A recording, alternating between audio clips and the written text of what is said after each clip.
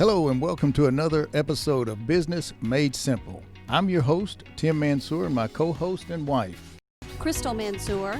Thanks for joining us today on Business RadioX, where we are broadcasting live from the Subaru of Gwinnett studio.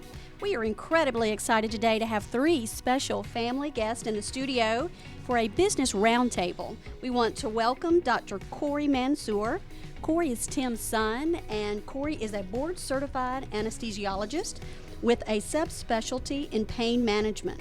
Cory completed his undergrad at UGA and medical school and residency at the Medical College of Georgia and a fellowship at Emory University. Abby Mansour is Tim's sister.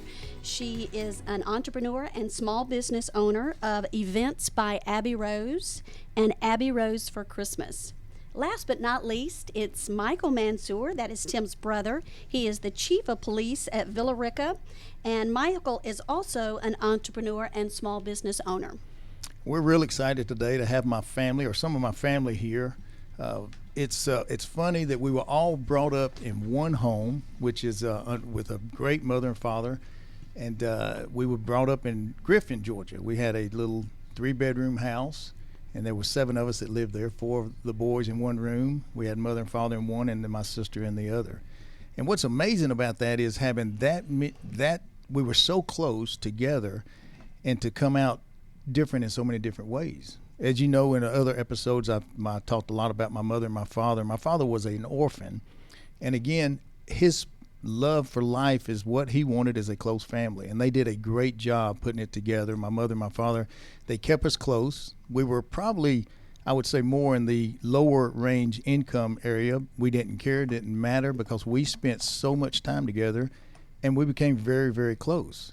And again, what was so different about it is how we all went our separate ways. And it's the same with my son, Cory, and his sister, Haley. They were brought up together, same house, same mother and father, but they went different ways. Haley, she works with Carvana. She enjoys it, does a great job, has been there for a long time. And my son, Cory, of course, we'll talk more about that, but it went to the medical field. But what was good about it is they took care of each other. And that in life today, what we do is sometimes you don't understand why people do what they do. But what you need to do is support them. Just because you think it's right doesn't make it right. I mean, we all have our own life. We all have our own mind. There's not a right or wrong. You just need to do what you want to do and what's burning inside you. What I tell people is when you start a business, a lot of people you'll hear, they'll say, I started this business and it's doing great. Let me tell you this, no business does great without other people helping you. I don't care who it is. I don't care if it's the smartest people in the world or if it's Bill Gates. I can promise you, when Bill Gates was in college, he had somebody else helping him make those programs. And he will tell you that to this day. And it's like anything else, just like Amazon. Everybody talks about Bezos, and that's great, but there were other people that helped him get to where he's at today. And that's something that you don't want to forget. For example, let's take Cory for a minute. He went to the medical, he went in the medical field. He was in college maybe 100 years, I think it was. I think it's maybe right at 100. Maybe 100 years, yeah. Exactly. And what was so great about it is he has a beautiful wife, Lauren, which is our daughter-in-law, which we love and think the world of. And she's a very well known attorney. She's been doing it 7 or 8 years at least, maybe even longer. About 8 years. Yep. Been unbelievable. And she was part of Cory's team to make it happen. And if it wasn't for Lauren, you don't make a lot of money going through medical school. So that was a helper. That was part of his team. And again, made his dreams and helped make his dreams come true, just like he would do for her. Take Michael for a second. He's been in the police force for over 30 years. And he also teaches DARE at the college, which is unbelievable for the kids. We're just so proud of him doing that. But in doing that, he has his own little business that he's done terrific at with the storage bins. And the thing with that is Michael couldn't do all this without a great wife. He's got 2 beautiful children with his wife Rebecca and his children, which is Nick and Gabby. He couldn't be doing all this without having the support of her. And of course, he spends a lot of time with the kids also, but it's nice to have that person behind them to make it happen. I know in my businesses, and I've had 10 or 11, how many we had, but every single one of the ones that that made me successful, it was done with other people. It was never the Tim Mansour show, that's for sure. It was always people helping me and team members and family members bringing it together and going for the same goal. And I think that's what it's all about, and you never want to forget that. Another thing I want to bring up before we get started is, we've talked about this before, but we live in the United States of America, the greatest country in the world. And we always talk about, I hear about it, oh yeah, we're free and all that, but do you really understand what that is? I mean, tomorrow morning, if you get up and you decide that I'm going to quit my job and I'm going to go somewhere else, you can do that. If you decide tomorrow to get up and say, I'm going to go buy a new truck, a new car, a bicycle, or motorcycle, you can do that. If you decide tomorrow or Sunday, I'm going to go to a different church and praise a whole different way, you can do that. And I know this sounds simple because we think every day it's just something that's happened. If you want to marry a certain person, you marry that person.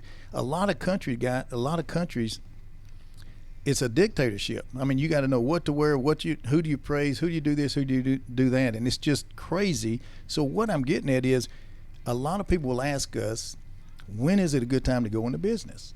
And I'm telling you right now is the time. If you have a burning desire inside you, now is the time. Because I can tell you something that's happening that's not going to change. Time is ticking, and it will tick on. We're doing a show today, 30 minutes, it'll be gone. You go drive down the road, it's still running. You go to bed tonight, it's still moving.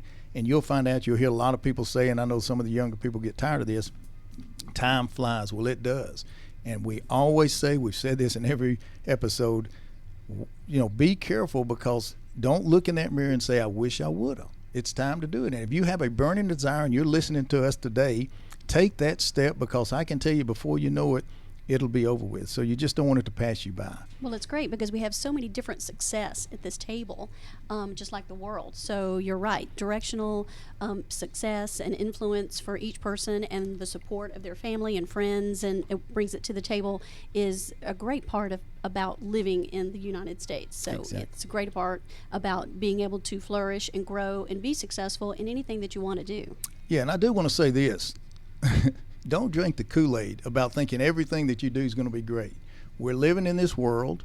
God did not put us here to just have a party. It does not matter if it's your life you're talking about or your business. There will be ups and downs. And all I say is how you handle that problem. And the thing is, you can either handle it one or two ways, positive or negative. And that's it. I mean, there's no other way that I can look at it. We had a situation last night as we were working on this podcast, and our dishwasher went crazy. And I looked up, and there was foam coming out of the dishwasher. And I was like, what happened here? And it was a situation, something went in, whatever happened, but we ended up taking an hour or two cleaning it up. And it could have been worse. It could have caught on fire. It could have burnt the house down. It could have broke. Everything that happens, it could have been worse, and that's the way you got to look at it. Let me say a couple things about our guest today. First of all, talking about Michael, I want to just say this. He is my youngest brother. He's been in the police business for over 30 years.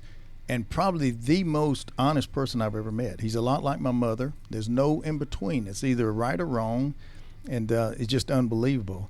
I do want to say that he tells the story a lot. He tells this story a lot. I feel like this is how Michael is. If I was going through Villa Rica and I was speeding, I would let the person know, the person that pulls me over, the patrolman, that I know Michael Mansour and that he's the chief of police, and if you would give him a call, we could get this taken care of. And I think right then that would get me a little bit quicker trip to jail because I know Michael, and I do appreciate that because he's always been like that. You don't have to wonder what side of the fence he's on.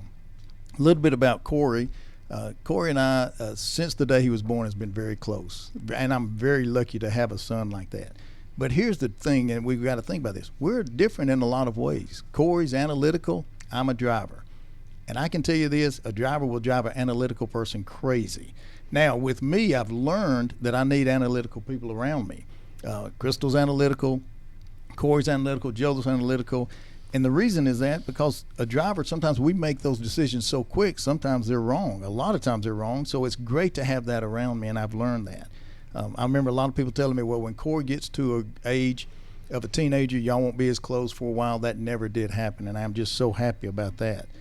I remember, I want to tell a quick story about him, is when we were, during the summer in the 8th grade, I remember him being at one of the fitness centers, and we had 4 of them actually about 30,000 to 50,000 square feet clubs, and they were very busy. We had a equipment store beside we'd buy our equipment from. We had a vitamin store, so we had a lot going on. 300 employees running 24/7, and it was great to have Cory and Haley at the club. Sometimes all the members knew them and loved them, so it kind of worked out well.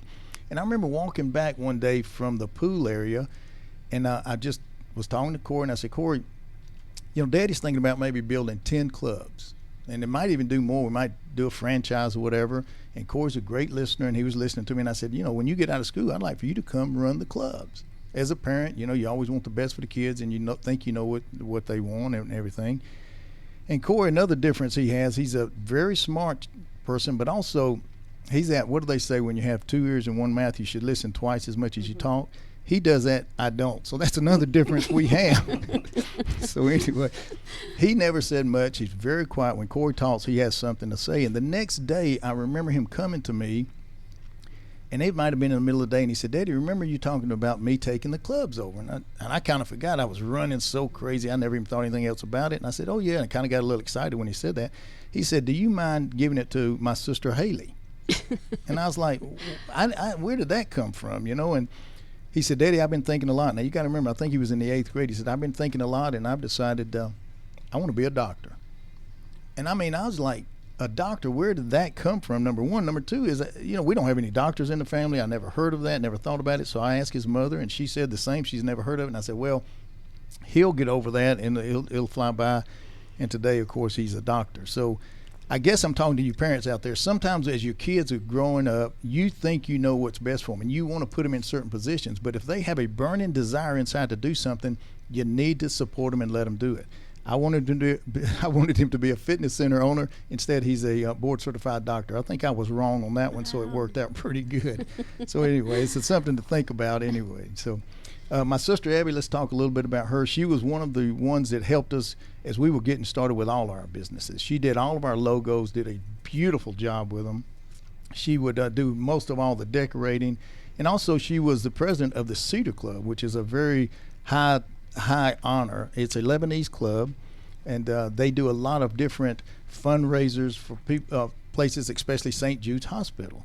And Danny Thomas started St. Jude's and did a terrific job, but I can promise you, God rest his soul, he had people helping him make this dream happen. It's a hospital where they have the kids that had leukemia and different cancers and all come to the hospital, and they come free, and actually their parents come free. It's just a beautiful thing, and God bless all of them for that, and we're very proud of her for that.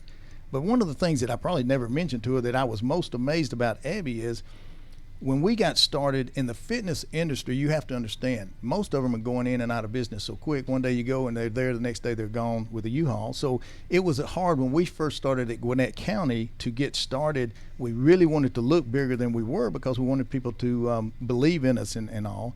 And I remember talking to her. Sometimes we would have the foyer, and I'd say, Abby, I got about $300 or $400. Can you make it look good? She'd get that $300 or $400, and she might get a chair and paint it, or an old mirror and paint around it, or whatever.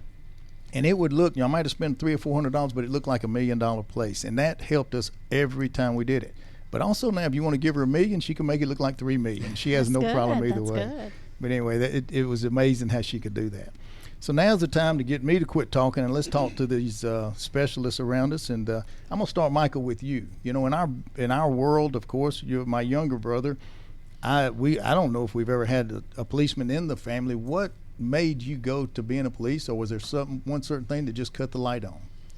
I guess that excuse me. I guess that some of the TV shows I watched, Starsky and Hutch and things like that, I just always wanted to do that. And like you said, nobody in the family ever wanted to do that. And you talked about how parents want to help and all. And I remember when I was applying for the job, I just started college, and I was 18, and I applied for a police job, and didn't really expect to get in that quick. And so I'd tell my mom about it, and how mama was, and finally, when the last thing I had to do was pass a drug test and a fitness, and she knew I would do both of those. And so when I told her that, she finally kind of blew up, and she said, that's fine. If that's what you want to do, you just do that, and go get yourself shot at or whatever. And she was just funny about it because she had never let it out because she was nervous. Scared. So she would send y'all to come ride with me and watch and make sure I was doing what I was supposed to do. But it's just a passion that I've always had. I enjoy working with people. I enjoy helping people. I love the job. I love being a cop because every day's different. So you never know what you're going to do and what you're going to deal with. But it's just something I feel like I'll always do. I've had people say, well, you could teach full time, you could do this, and I still love being a cop, and I've been a cop for 39 years and still enjoy putting the uniform on and going out and working with the officers and trying to lead them from the front, I guess you'd say. And that's unbelievable great. because when somebody loves a job that long, that's what I'm talking about, having a burning desire inside. And I know, Michael, I think you started in Rome, ended up in Carrollton, and then went to Villa Rica. Right. And the people love him because, again, Michael's black and white. He has no, it's just right or wrong, and he treats everybody the same, and just so proud of him doing that. Cory, going to you a minute, answering kind of the same question. I mean, you shocked your daddy, of course, saying you want to be a doctor, and of course you didn't get your brains from me, so it did. I'm like, where did that come from? What made you want to become a doctor? Honestly, I believe it started when I was about 10, and Jitty, or my grandfather, was diagnosed with metastatic colon cancer. At that time, it was a very, very tough time in our life, and he got admitted into hospice care. So it's really the caregivers, the doctors, the staff, the compassion they showed our family, just how they were there for us no matter what, always being there if we had any concerns, any questions, and just being there to comfort us and lend a hand. That really, really left a big impact on me. So that's probably where it started. Then obviously in high school I had some more opportunities. I would sometimes follow around, the honorary doctor in the family, Dr. Aunt Abby.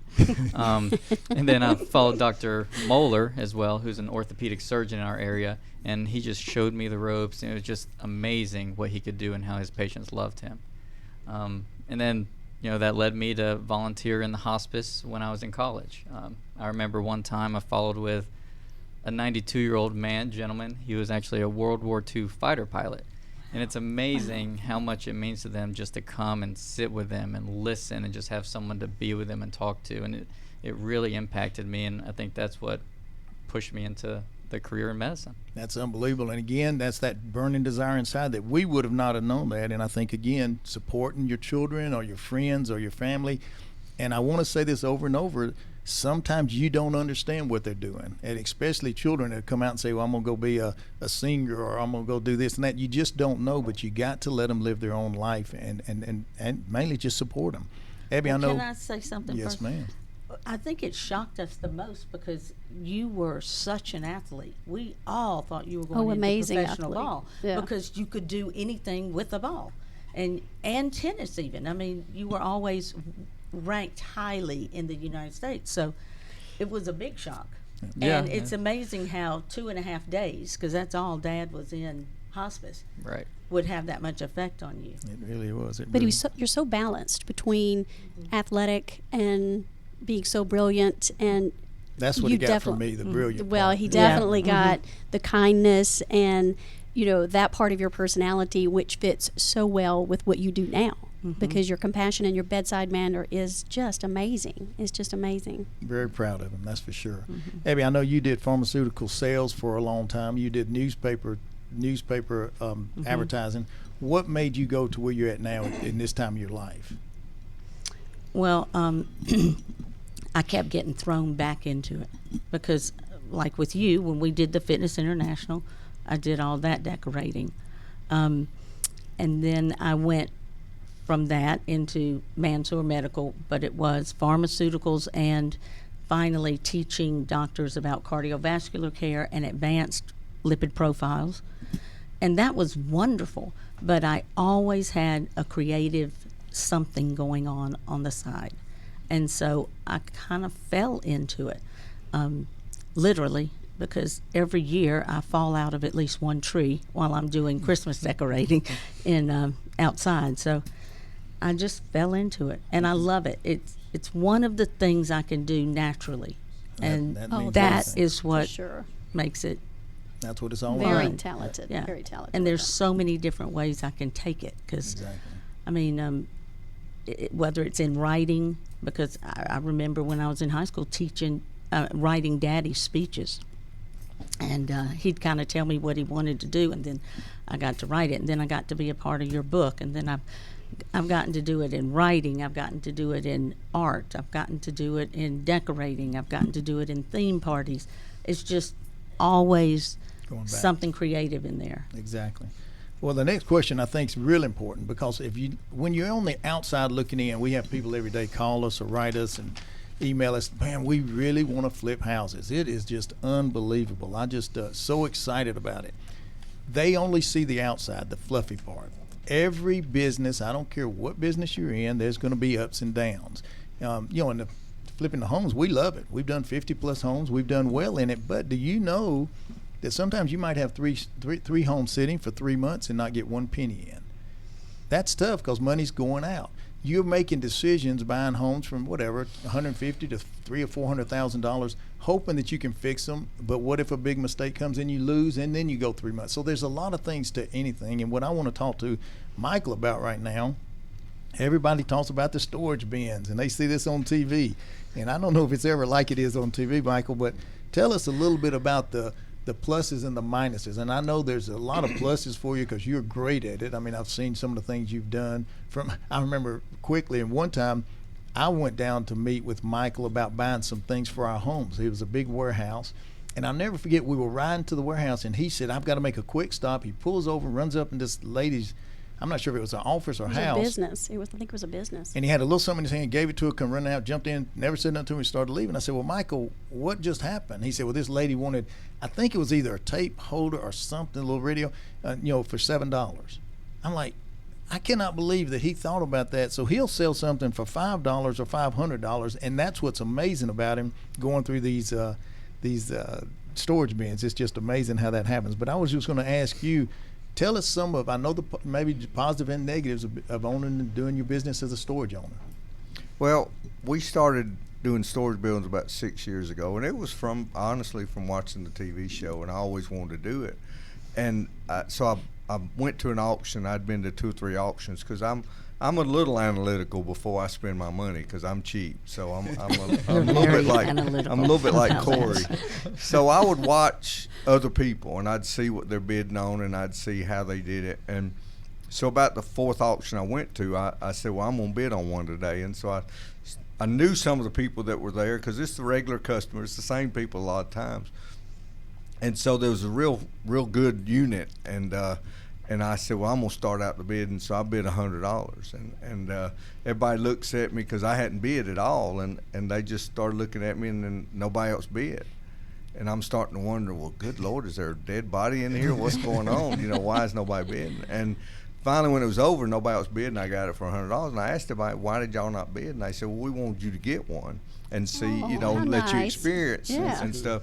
So I did really good with that unit. I mean, I sold just about everything out of it different ways. And so we've developed through there better ways of doing things and better ways of setting it up. And it's been just a lot of fun. And for some reason, I enjoy going through other people's stuff. I don't know why, but it's just weird. But it's just certain things. And I know part of your message is people helping you and things like that. And so I have a good friend that went through our Citizens Police Academy that got to be my friend, because we collect sports cards and stuff. And I would call him and say, hey, can you come help me move this, or come help me do this, because it was big stuff. And he did it so many times, I finally looked at him and said, dude, why don't you just join me? We'll do this together, and everything's 50-50, and we've done that. And it's been a great partnership. And as you know, Tim, with some of the business partners you've had, some have been really good, some have been really bad. I've been the same way. I've worked with people that I just worked out fantastic, and then I've worked with some people that I wouldn't go in business with them again for anything. And so you learn that, and one of the biggest things about any business is, if you're going to work with somebody, you've got to be able to trust them. They've got to be able to trust you. You've got to be able to know that neither one of you are going to take advantage of the other one. And when you can do that and it works out, it's usually a great friendship and a great business. And that's Definitely amazing. win-win. Yeah, that's amazing to have. Number one, having a partner, number one, and making it work. But let me ask you this, Michael. In the business, when you watching TV and we see it because we're naive at it, don't know anything. Is there some things there that are just not like it really is on TV, or one bigger special oh, yeah. thing? Look at this. Oh yeah, it's just like all the other reality TV. They find stuff that you would very seldom ever find if Right. and I don't know. I know they dress it up a little bit and make it better. I've been through some units that, holy moly, it was just pretty horrible, Right. and you're lucky to get your money or anything out of it. And then I've been through some that surprised me and just found some really cool stuff and things like that. One of the coolest things I found with our Georgia relationships in here, University of Georgia relationships, I found a gentleman that played for Georgia in the early 1900s, and he had a scrapbook that he had made up of press clippings and stuff because he was a very good athlete, and he ended up becoming a colonel in the military and just really sharp guy. But he also had a program from like 1920 of one of the games Wow. and stuff. So that was a real cool thing. One of the weirdest things I found was some cremains, where I actually found an urn Wow. with a family member in there, and thankfully we were able to get it back to the family. But God bless them. it's kind of weird that That's somebody would leave them. strange. Where's Uncle Bob? Oh, he's at Exactly. the storage building. It's definitely different. But just the fun of seeing what you can find. Like I said, you don't make money on everything. You clean out a lot, don't get a whole lot, but it's just a lot of fun to do it. And I built so many relationships. We started a Facebook page, West Georgia Barn Finds, where we said if we could get 100 people on our Facebook page to do this, we'd be thrilled to death. Well, we've got over 3,000 people that Wow. follow our page, and you can post something and 10 seconds later it sells, and then the stuff you think will sell immediately don't. So it's just a lot of fun. I love doing it. It's been great for us, just a whole lot of fun to do. You definitely got the garage sale kind of aspect. I got Kinda that like from you got it mother. from I your got that mom. from my mom. That's no right. doubt about that. Exactly. Well, I'll tell you, and that's what it's all about. You just heard Michael. He's got a great full-time job. You just don't leave something like that. But people don't understand. You do not have to have a full-time business on your own and doing everything. You can do it part-time and make some great things happen. And he has done that. Just so proud of him. Next, Cory, I was going to talk to you a minute. I know when you said you would become a doctor, we had no idea what to expect. I mean, I hear people every day call me, I know Cory's a doctor. My daughter's going to take pre-med, and this one's going to do this, and she's going to be a doctor. He's going to be a doctor. And I look at him like, gosh, if I could just sit down with you for hours and tell you just some of the stuff that Cory's went through that we had no idea because we were not doctors. I even remember going to your first meeting. The guy told us, he said they'll have a short white coat instead of a long white coat. I didn't even understand why you do one or the other, and of course we know now that. And also I remember him saying your kids, they're going to get lonely, which I can sure understand that now. It's almost like walking up to a fire hydrant, open it up, and just as fast as the water comes out, that's how they're trying to drink it. That's how much information we're going to give them. So I guess if a question I would have for you, Cory, is some of the things that people just don't understand about taking that step. Everybody would love to become, a lot of them would love to become a doctor. What suggestions would you say, or what are some of the surprises that we found out or you found out after you got started? So I guess some of the surprises I found out are some of the negatives that I wouldn't have known about. Was that, number one, you have to make a lot of sacrifices that can be working long hours with a job, 80 hours to 100 hours a week, especially in training, working nights, weekends, holidays. We have a very close family. It's extremely tough for me to miss a holiday when everyone else is getting together and having to be at work and 2 a.m. by yourself. So that can be very tough to go through that.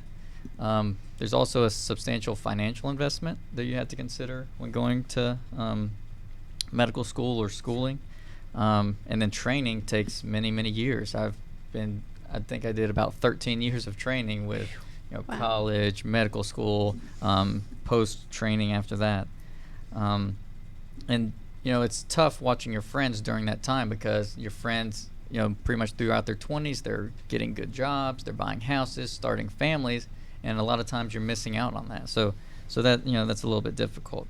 And like you said, it can be a little bit lonely. I was lucky enough to have a fantastic wife that was there for me, supporting me. For several years, we had to live apart, but thank goodness it was only about an hour and a half drive. Some of my colleagues were living about, a plane ride away from their spouse and only saw them every couple months, which was very difficult. So overall, I think, you just want to consider the positives and negatives. And also just like with anything, any professional society or goal, they're always competitive. There's not many spots available. Each level becomes more and more exclusive, and you're competing with a lot of very bright people.